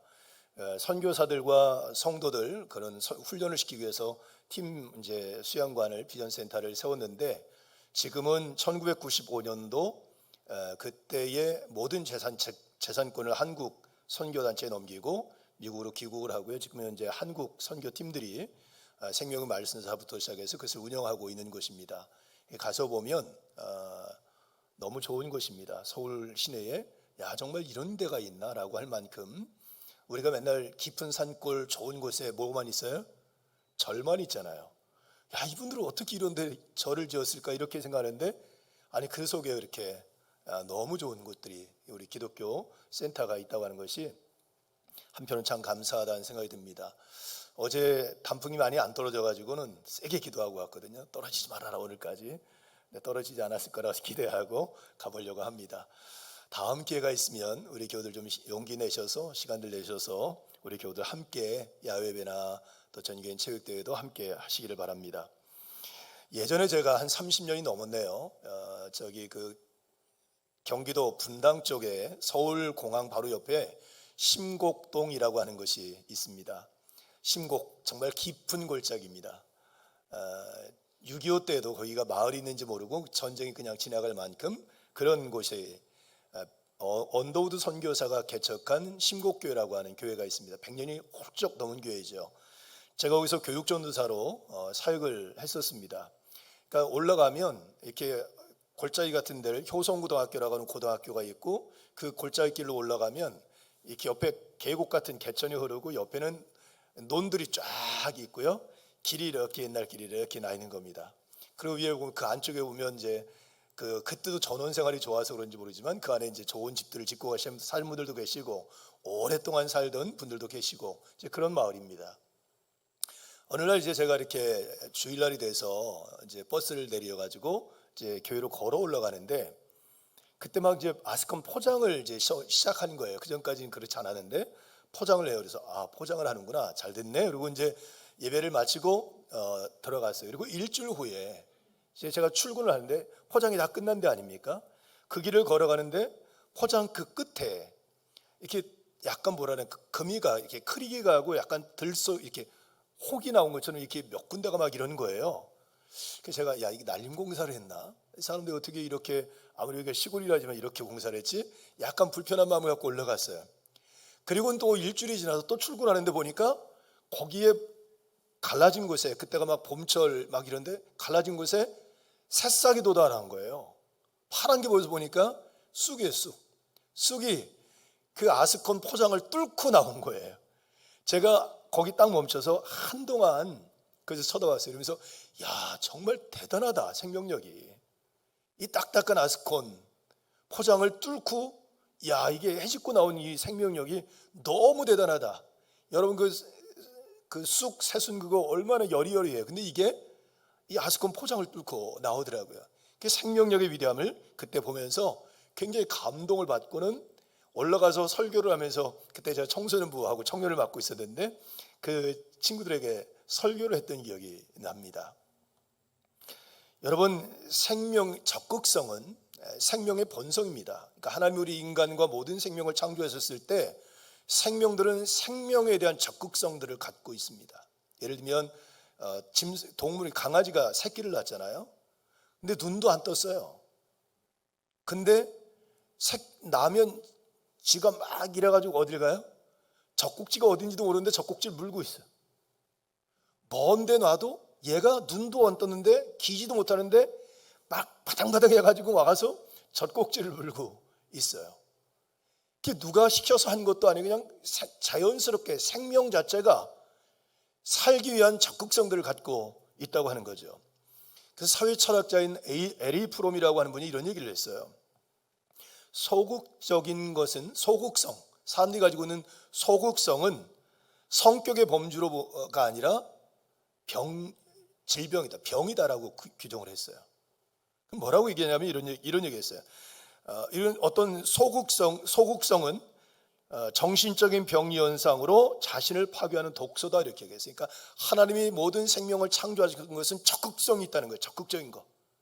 내 한계가 있고 부족함이 있지만 더 나은 것을 위해서 생명이 생명되기 위해서 적극적으로 자기를 나가는 게 자연스럽고 당연하다는 거예요. 근데 그런 적극성을 잃어버린 것 자체는 성격이 아니라 정신적 질병이라 이렇게 진단한 거죠. 그러니까 우리에겐 그 적극성이 있는 거죠. 성경을 보니까 성경도 마찬가지인 것 같아요. 하나님께서 우리에게 신앙생활을 할 때 이런 적극성들을 요청하는 것 아닌가. 예를 들면 너는 내게 부르짖어라 내가 내게 응답하겠다 할 때 부르짖는다고 하는 것은 목숨을 걸고 드리는 기도를 얘기해요. 물에 빠진 사람이 지푸라기 잡는 심령으로 부르짖는 거, 그만큼 적극적인 거죠. 또 여러분, 뜨겁든지 차든지 하라 미지근하면 토하여내치리라 하는 말씀도 뭘 얘기하는 거죠? 뜨거운 거, 적극적인 것을 요청하는 거예요. 하나님을 사랑하되 마음을 다하고 뜻을 다하고 내 생명을 다하여 하나님을 사랑하라고 말씀한 것도 대충 미지근하게 그냥 소극적으로 하나님을 섬기고 신앙생활하는 얘기가 아니라 적극성을 갖고 적극적으로 하나님을 섬기라고 요청하고 있다고 하는 거죠.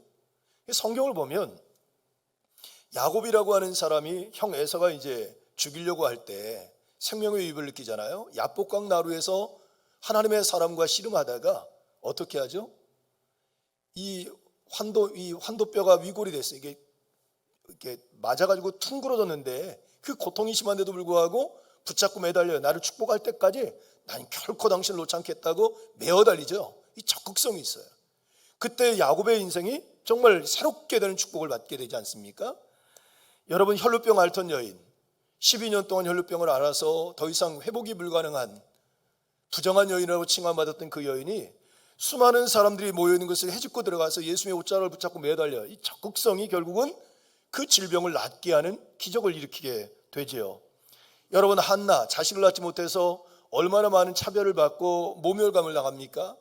정말 고통스러운 삶을 살아가는데 정말 그 자기 자신의 그 한스러움과 그 아기를 낳지 못하는 것과 가정의 위탐을 놓고 정말 눈물로 기도하며 간절하게 매어달릴 때 하나님께 태문을 열으셔서 사무엘을 잉태하게 하고 그 가정을 회복시켜 주시죠. 성경에 나오는 수많은 이야기들을 보면 소극적인 것이 아니라 적극적인 거죠. 인생을, 삶을, 신앙을.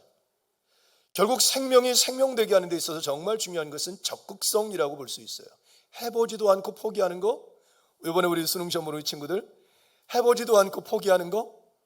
아이, 나는 안 될 거야? 아이, 나는 그럴 만한 자격이 없어? 이거 바람직하지 않아요.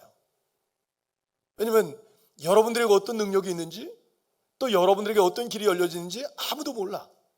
그리고 우리의 부족함을 우리가 최선을 다하며 기도할 때 하나님이 도와주시고 길을 열어주시기 때문에 우리의 인생을 적극적으로 도전하고 시작하는 게 제일 중요해요. 여러분, 저는 자연을 보면서도 이런 깊은 어떤 명상들이 되는 것 같아요. 이번에 우리가 이제 야외에 가는 곳이 이제 숲이거든요. 제가 이렇게 어제도 이제 그 봉사하면서 이런저런 생각을 하면서 묵상을 했는데 숲을 생각해 보면 거기 소나무가 너무 멋있습니다. 금강송 같은 소나무들이 막 이렇게 있거든요.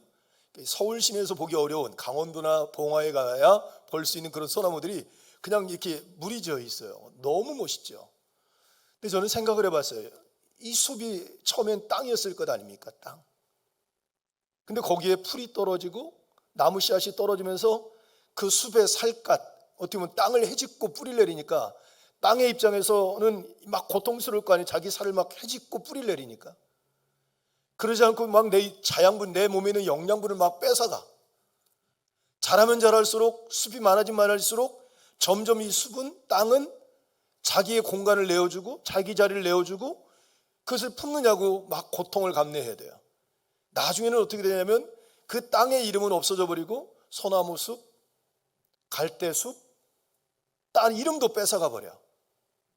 그런데도 불구하고 이 숲은, 이 숲은, 땅은 이 숲은 그걸 다 내어주고 다 품어주고 그들이 뿌리를 내릴 수 있는 땅 한떼기를 내어준단 말이에요. 그걸 묵상하면서 그런 생각을 했어요. 야, 숲은 정말 예수님과 너무 많이 닮아있다. 우리 그리스도인들이, 우리 교회가 이런 숲 같은 곳이면 좋겠다. 정말 힘든 사람에게 뿌리 내릴 수 있는 땅 한떼기 내어주고 그가 뿌리 내리고 자라는 과정에서 때로는 우리가 고통을 감내하고 어려움을 감내하지만 기꺼이 감당해낼 수 있는 공동체, 정말 생명이 생명되게 하고 심지어 내 이름조차도 뺏어가지만 기꺼이 그리 섬길 수 있는 공동체, 얼마나 멋있을까 하는 생각들을 가져봐요.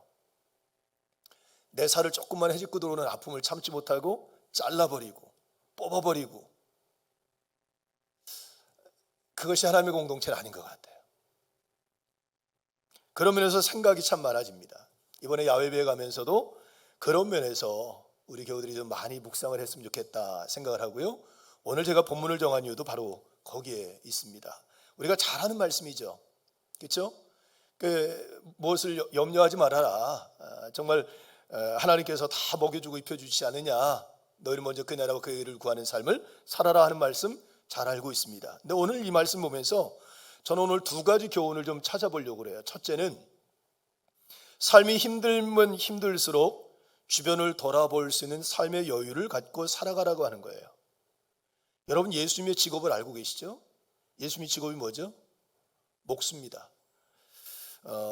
예수님의 직업은 목수예요. 그때 당 이 원어를 보면 테크톤이라고 하는 원어를 쓰는데 이게 번역이 목수라고 하는 의미도 있지만 또 하나는 건축가라고 하는 의미가 있어요.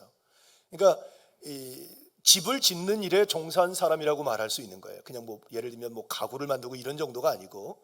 근데 그때 당시에는, 여러분, 이스라엘 그때 당시에는 목재가 많은 나라가 아니에요. 그렇죠? 지금도 나무가 많은 나라가 아닙니다. 그러니까 집을, 그 나라에, 이스라엘에 가면 집을 대충 뭐로 졌냐면 흙을 짓이겨 가지고 돌무대기와 함께 이렇게 쌓아서 지은 집들이 많아요. 그러니까 여기서 말하는 건축가, 목수라고 하는 것은 집을 짓는 일에 종사한 사람인데, 그럼 주로 어떤 일을 했겠습니까? 지금 요즘 말로 막노동을 하는 거죠. 집을 짓는데 진흙을 나르고 돌을 나르고 짓이겨서 벽돌을 쌓듯 집을 쌓아서 지는 일에 종사했던 사람, 그냥 하루하루 먹고 살기 위한 어떻게 보면 일용직 노동자와 같은 삶을 살았던 분이 바로 예수님이라고 말할 수 있어요.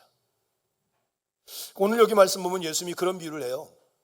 무엇을 먹을까, 무엇을 마실까, 무엇을 입을까 염려하지 말아라, 이런 얘기를 하는데 예수님이 이런 얘기를 왜 하셨을까? 여러분, 예수님이 일용직 노동자예요. 더군다나 우리가 알고 있는 것처럼 아버지 없이 홀어머니 밑에서 4명의 남동생과 여동생들을 돌보는 가장이었어요. 소년 가장이었단 말이에요. 그러니까 여러분, 그 가족의 생계를 책임져야 될 어린 나이에 가서 했을 때 그 전문성을 인정받아가지고 십장 아니면 어떤 대목장 그래가지고 이렇게 시키는 일이 아니라 그냥 허드렛 일을 하면서 오늘 벌어서 집에 가져가면 가족이 먹고 사는, 어떻게 보면 매일매일 먹는 거 마시는 것을 걱정하며 살았던 삶이었다고 말할 수 있어요. 예수님의 삶이 그렇다고 볼 수 있어요. 그러니까 그 노동하는 사람들과 만나서 얘기하면 그 사람들이 하는 얘기가 뭐죠? 매일 야, 오늘 이 정도 가지고는 오늘 우리 아이 내일 밥은 먹을 수 있는데 내일 우리 아이 학비를 못 내는데, 우리 아이 책을 사줘야 되는데 이거 가지고 못 하는데, 이 걱정이 매일 있는 거예요. 그런 사람들과 매일 가서 일을 하고 지내셨을 거예요, 예수님의 삶이.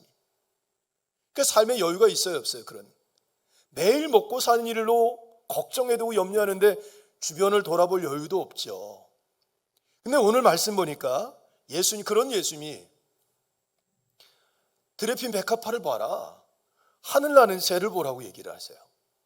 여기서 하늘 나는 새는 참새입니다. 우리나라에도 제일 흔한 새가 뭐죠? 참새.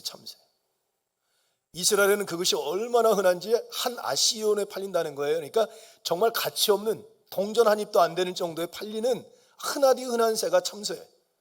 드레핀 백합화라고 하는 것은 우리가 이런 백합을 생각하는데 백합이 아니라 아네모네 여러 가지 들에 피는 야생화들 있잖아요.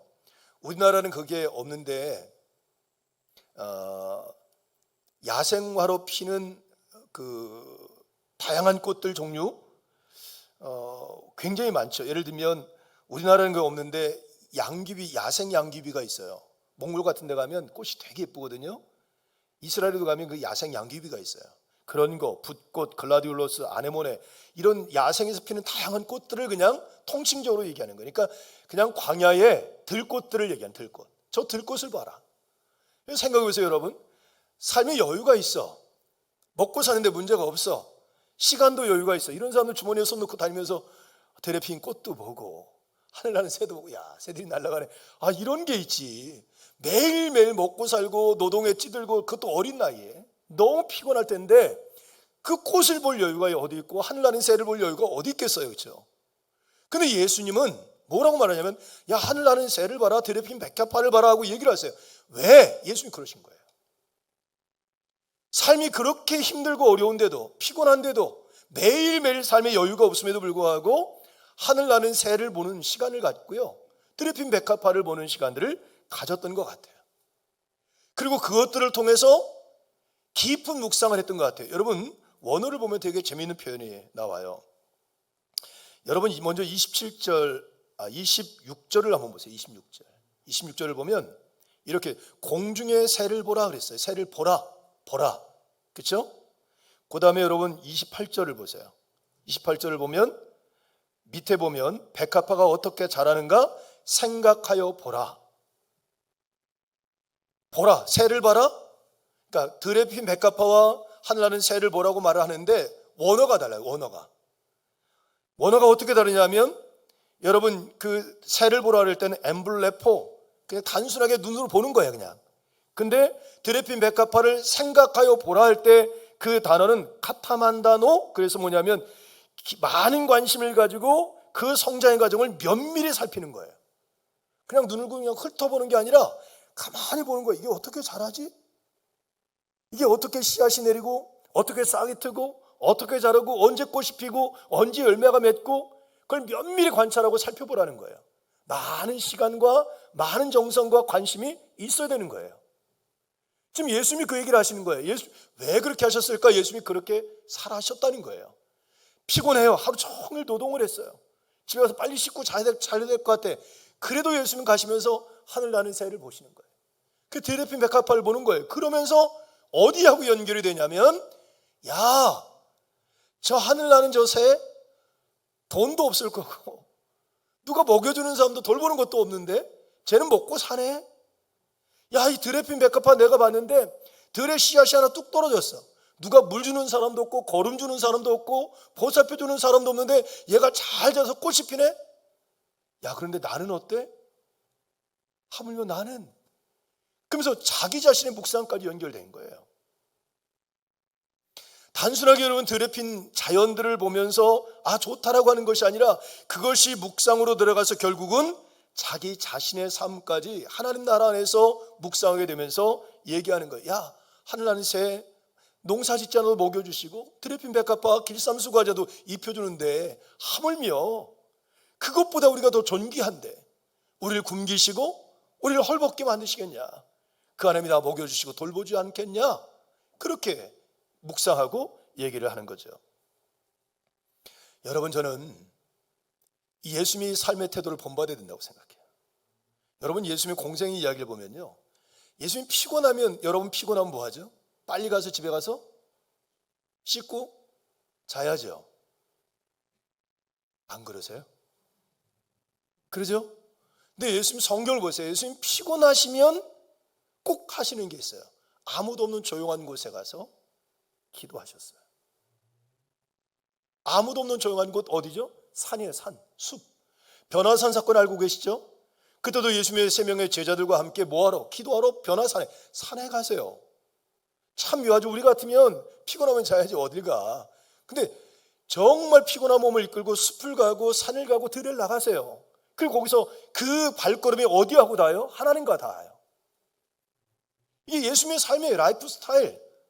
피곤하고 힘들고 어려울수록 주변을 돌아보고 그 과정을 통해서 하나님과의 깊은 만남의 시간을 갖고 계시더라고 하는 거죠. 여러분, 이것이 우리가 회복해야 될 모습이라고 생각해요.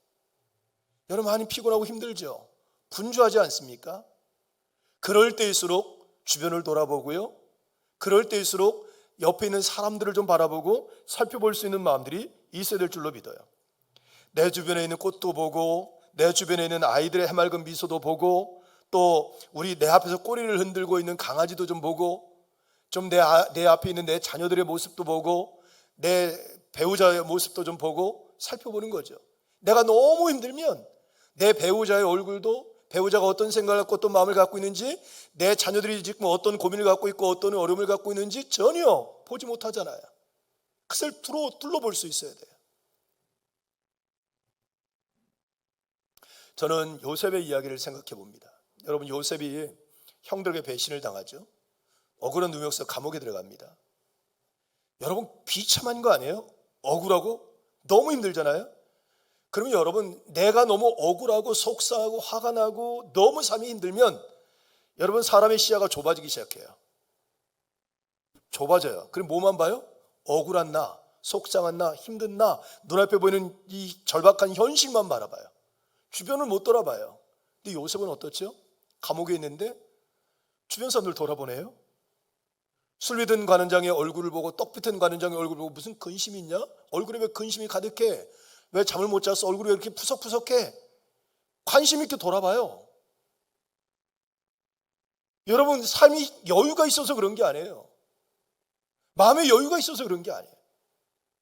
넉넉해서 그런 게 아니라 삶이 너무 힘든데도 주변을 돌아보는 여유로움을 갖고 살더라. 삶이 너무 힘들고 어려워도 다른 사람을 좀 깃들 수 있도록 마음 한편에 땅 한 평이라도 내어주는 여유로움을 갖고 있더라는 거죠. 그런데 놀라운 것은 그런 과정들을 통해서 누구를 만나요? 하나님 만나고 하나님이 일하시는 능력과 역사를 경험하게 되더라고 하는 거예요.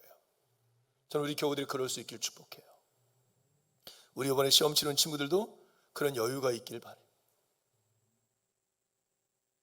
아까도 이렇게 이야기를 했지만 우리 인생을 24시간으로 이렇게 계산을 한다면 여러분들이 우리 나이에 100세 시대니까 여러분들이 이제 20살이 됐어요. 100으로 하면 5분의 1 간 거 아니야. 24세 5분의 1이면 어떻게 되나? 지금 몇 시가 됐나? 12시부터 시작해서 5분의 1이면 지금 한 새벽 4시나 됐나? 5시나 됐나? 해도 안 떴어. 그러고 나서 시험 요번에 만약에 내 뜻대로 안 됐는데 나 시험 망쳤어. 나 인생 끝났어. 이게 되게 웃긴 거야. 시작도 안 하고 무슨 인생이 끝나. 해보지도 않았는데. 여러분 생명들을 보세요. 아까 적극성이라고 했잖아요. 모든 나무들이 참 묘하죠. 한라산에 가면 수목 한계점이라는 게 있어요. 수목 한계점. 더 이상 그 나무나 그 수목들이 자라지 못하는 절대 환경치가 있어요. 그러니까 그런 지점에 있는 그 끝 지점에 있는 것들은 보면 주목나무, 한라산 같은 데 주목나무가 있거든요. 키가 작아요. 그리고 나무 가지가 한쪽으로 다 쏠렸어요. 이렇게. 왜 그런지 아세요? 바람이 하도 불어가지고 쏠린 거야. 그리고 얘가 햇빛을 받으려고 그쪽으로 또 뻗어. 그러면서 이 나무가 더 단단해요. 그리고 더 향이 강하고 약성도 더 강해요. 참 묘하죠. 어려운 환경인데 그 생명을 유지할 뿐만 아니라 자신을 더 단단하게 만들어내는 생명력이 있단 말이에요. 자, 우리 삶이 다 여유롭지는 않아요.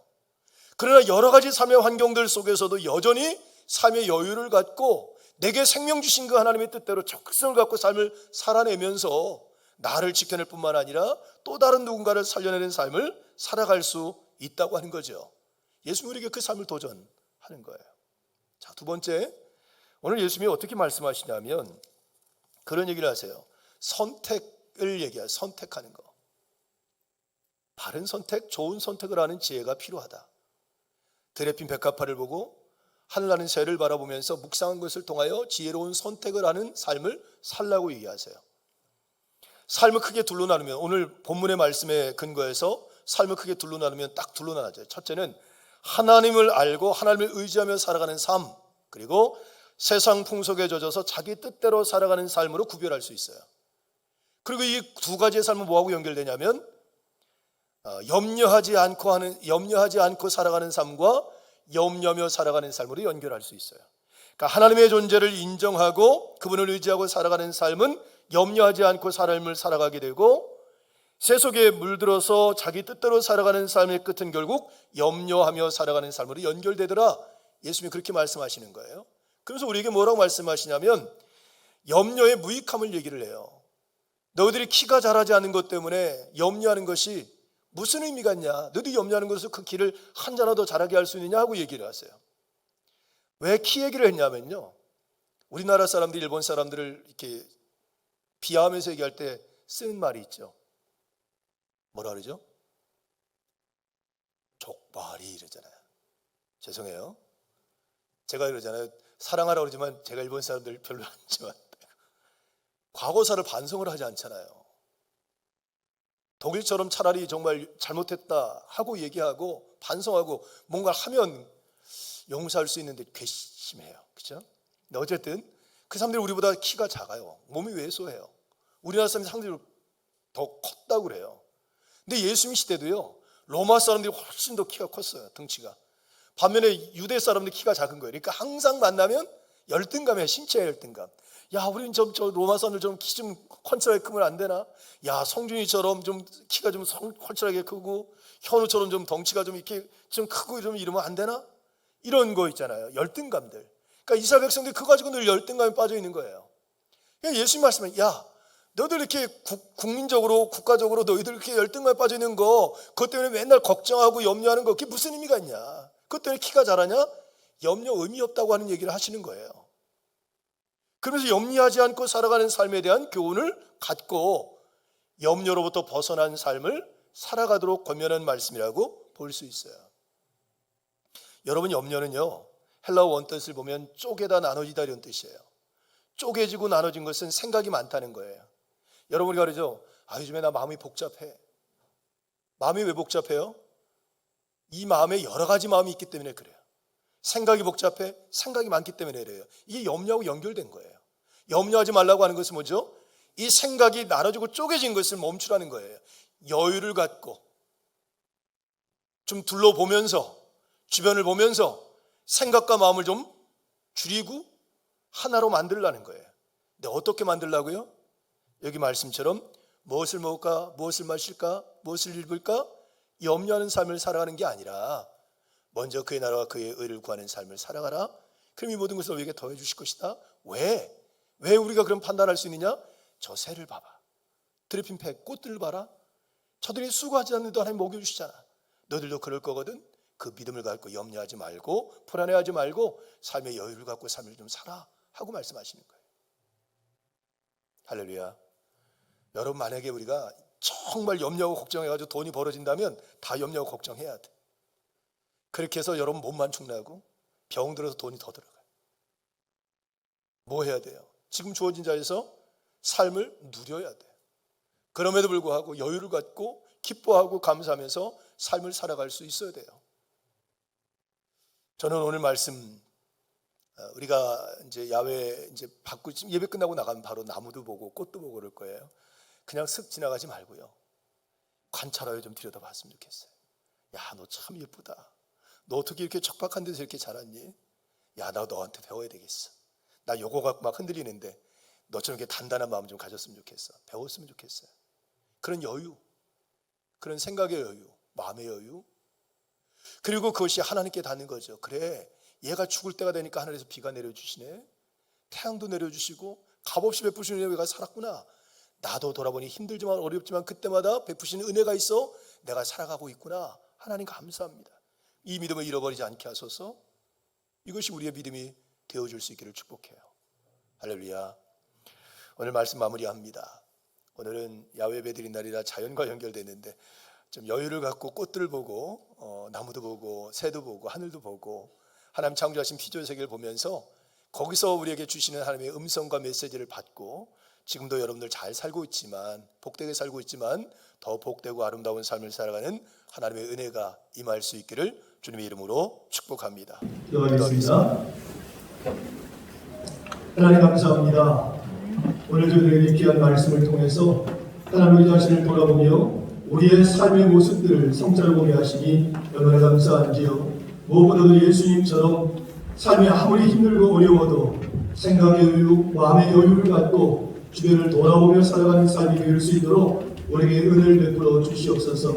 주변에 나무, 풀 하나, 구름 하나, 바람, 하늘, 또 우리 주변에 있는 사람들의 모습들, 그들의 일상의 삶들을 살펴보며 돌아보면서 우리 자신을 성찰하게 하시고 그로 말미암아 하나님 주신 지혜를 가지고 정말 하나님 앞에 바른 선택과 또 우리에게 복된 선택을 하며 살아가는 지혜로운 믿음의 사람이 될 수 있도록 우리 모두를 축복해 주시옵소서. 이 시간 하나님께서 우리에게 주신 은혜 감사해서 마음과 뜻과 온 정성을 다해 귀한 힘을 올려드렸습니다. 금양하여 주시고 예물드린 손길 축복해 주시고 예물 쓰이는 곳 위에도 주여 함께하여 주시옵소서. 축복하며 예수님의 이름으로 기도드리옵나이다. 아멘.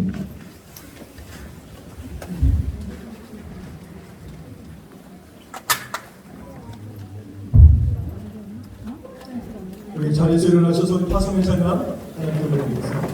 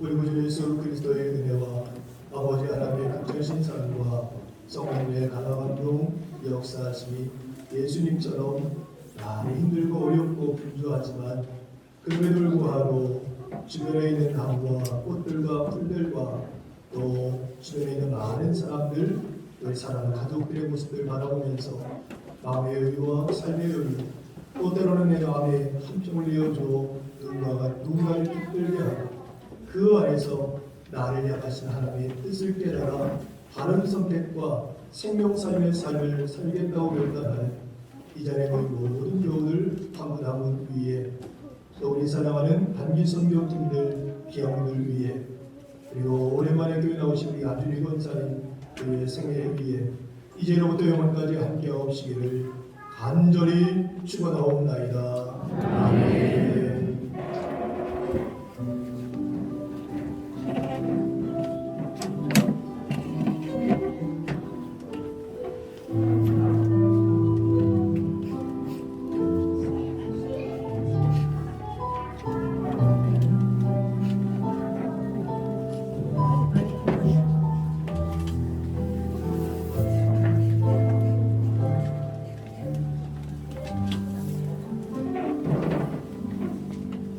네, 자리 앉아주시고요. 이제 우리 장명 목사님 나와서 이번 프로그램 안내하도록 하겠습니다. 자, 우리 장명 목사님 나올 때 박수로 좀 맞아주세요. 네, 서로 반갑습니다. 우리 옆 사람도 이렇게 인사하겠습니다. 당신이 자연보다 아름답습니다. 네, 당신이 자연만큼 아름답습니다. 네, 제가 광고를 빠르게 전달해 드리도록 하겠습니다. 이제 또 여기 담임 목사님께서 기대를 한껏 부풀어 오르게 해주셨죠? 감이 기대되시죠? 네, 한 12시 10분부터 이제 식사가 가능한데요. 이 식당은 밖으로 나가셔서 계단을 내려가셔서 예쁜 작은 다리가 있습니다. 그 다리를 건너시면 식당이 나오는데요. 계단 내려가기가 조금 불편하신 분들은 우리 교회가 어떤 교회입니까? 네, 밖으로 나가시면은 스타렉스가 준비되어 있습니다. 그래서 차 속에서 드라이브 하시면서 짧지만 한 2분 정도 걸리겠습니다. 식당까지 모셔다 드리니까요. 또 차들이 계속 순회될 수 있도록 자리에서 기다려 주시면은 네, 되겠습니다. 그리고 이곳은 아까 대목생께서도 말씀해 주셨지만 이 팀 수양관, 팀 선교회에서 운영하는 이 선교 단체이자 또 교회입니다. 그래서 여기 현지 또 예배드리는 분들도 계시거든요. 그래서 식사 너무 급하게 하지 마시고 천천히 자연 보시면서 천천히 느긋하게 가주시면 되겠습니다. 그래서 우리는 조금 식사 천천히 하러 가시겠습니다 하는 분들 중에 젊으신 분들, 이것도 힘이 남아있다. 네, 제가 보았을 때는 60대까지는 아직 다 젊으시거든요. 의자를 차곡차곡 쌓으셔서 김종조 선생님이 인도 받아서 저 뒤에 좀 쌓아주시면은 네, 감사하겠습니다. 그리고 찬양팀들은 우리 악기를 또 바로 해체해 주시면은 되겠습니다. 그리고 1시부터 운동장 식사를 하시고 조금만 위로 올라가시면은 이제 운동장 잔디밭이 나옵니다. 그 잔디밭에 뭐가 숨겨져 있을까요? 네, 보물이 숨겨져 있습니다. 화도 한번 주세요. 네, 그런데 중요한 룰이 하나 있습니다. 우리 지난주 담임 목사님 말씀 기억하시죠? 은혜 받았으니 은혜를 어떻게 하자고요? 나눠라. 네, 한 개까지만. 그래서 우리 뭐 열배부 친구들 막 벌써 나갈 준비하는데 10개, 15개 찾을 걸로 예상하거든요. 그런데 그걸 어떻게 해라? 혹시 못 받으셨나요? 나눠라 하시면서 뭐 우리 열배우 친구들은 건강에 뭐 사탕 없을까요? 용돈 없을까요? 하면서 또 나눠주셔도 네, 될 것 같습니다. 그래서 하나씩만 네, 찾아주시면 되겠고 네, 추억으로 돌아가서 말씀하신 것처럼 자연도 보고 보물도 찾고 즐거운 시간 보내시고 1시에 잔디밭으로 네, 모이겠습니다. 그리고 옆에 또 따뜻한 다과도 있고 또 차를 드실 수 있으니까 거기 앉아서 쉬어주시면 되겠고요. 이제 마지막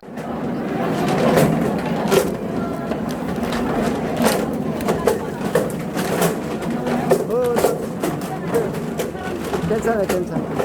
제가